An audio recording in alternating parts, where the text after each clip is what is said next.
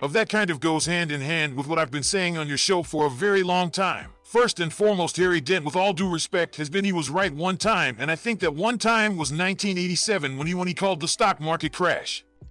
He's been wrong continually for years. He's been calling for gold to collapse and then to go to $200 an ounce. You've been saying this forever, and I'm tired of defending the or taking the counter of his opinion. If he tells you to buy treasury bonds in this environment, well, I guess the only way that turns out to be a good strategy is if we see a Volcker moment. And then what he would be talking about is something called Gibson's paradox, which is the inverse relationship between real interest rates, not nominal real interest rates. That is the rate after inflation is calculated against it and the price of gold. They're supposed to move inverse of each other. And then that's why you get analysts say, well, right, we're up 0.75%. That's not good for. Well, that's crap, because the real rate of return right now is still 6% on a 10-year treasury. So, when Volcker raised rates on the federal funds rate to 19.75% above, well above the rate of inflation, he killed not only inflation but also the gold market. Because the rule of 70 seconds says you take the rate that you are being charged or charging and divide it into 72.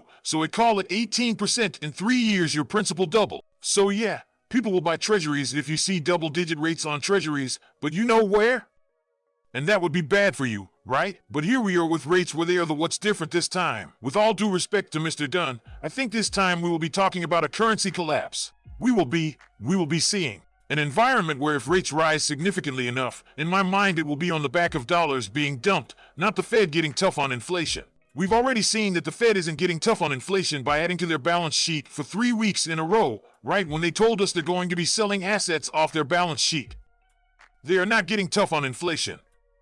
But if my thesis is correct that what's happening around the globe in unison and coalition away from the dollar and moving away from the petrodollar as the singular world reserve currency, like Putin just said they're working on building a joint world reserve currency, then that's where it all starts. And that means that if you realize that every country on the planet has had to own dollars since 1974 in order to buy oil, if most of those countries don't want to own dollars, and then if all of a sudden OPEC opens up the ability to purchase oil and other currencies, bang, those currencies get dumped. The dollar dumps, interest rates spiked, stock market collapse, bond market collapse, and that's why what Mr. Dent is saying is very, very dangerous until you have that collapse and then interest rates at 18%.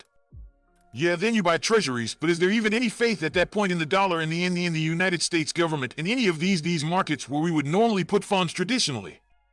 So it's different now, And in previous cycles, we weren't talking about the end of the dollar as the world reserve currency. We were talking about, maybe problems with credit contractions, or whatever the issue was. It wasn't about the dollar going away. And if we see OPEC disregard the dollar as its sole method of payment for oil, you will see very, very quickly what I'm talking about as a good portion of the world dumps dollars. They come flooding home, interest rates spike, and the 3 pillars of wealth collapse along with the dollar. That's your great reset. So I don't follow Mr. Dent at all into what he's saying. In fact, quite to the contrary, I truly believe that where we are heading, it is he or she that loses least wins. And that's the name of the game. And you can look at all of the equity indices, you can look at the cryptocurrencies. They've all been incredibly volatile all year. Gold has just been in a tight range. It's not.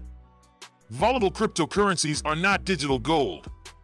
The equity markets are still near their top range, and as rates rise, they collapse. The bond market, arguably, and with all due respect to Mr. Dent, is the mother of all bubbles, because as rates rise you have nowhere to go in the bond market but down in terms of the bond prices. So I don't know.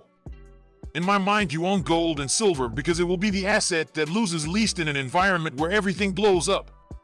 Now, in terms of huge margin debt and selling gold and silver are throwing the baby out with the bathwater. Okay, whatever.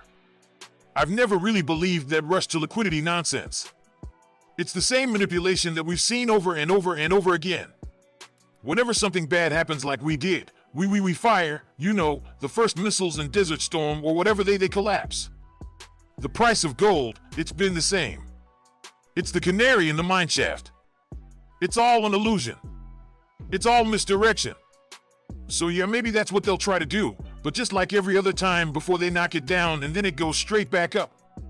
So trying to time this market is very, very difficult.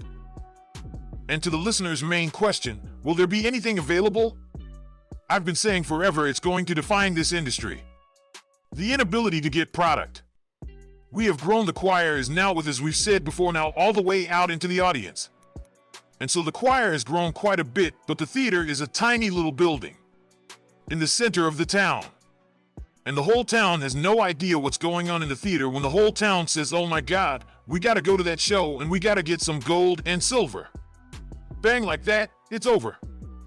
It's a tiny little market, right?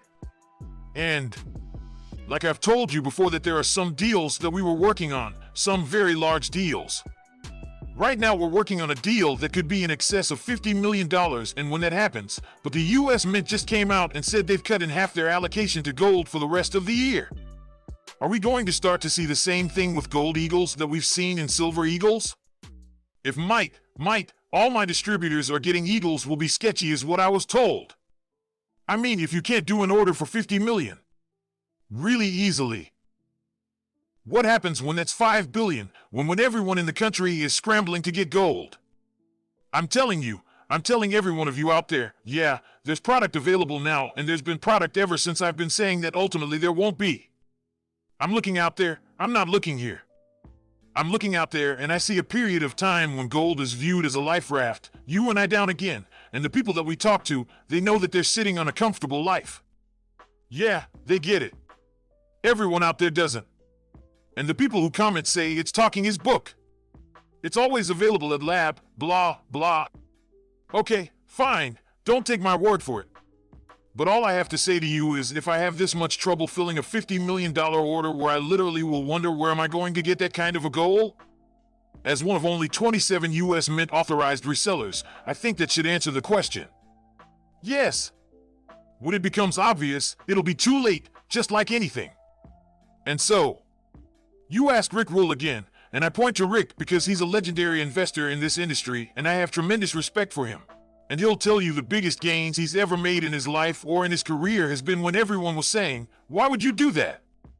Or when markets were moving away from what conventional wisdom would say jump into. And if you want to protect yourself from what's coming, you cannot wait until it's obvious. You can't. You have to take accountability, and then you have to make this move jump in the water. When everyone else is sitting in the sun on the beach and thinks you're crazy for going into the cold water until it becomes real obvious that that's the place to be, it's too late.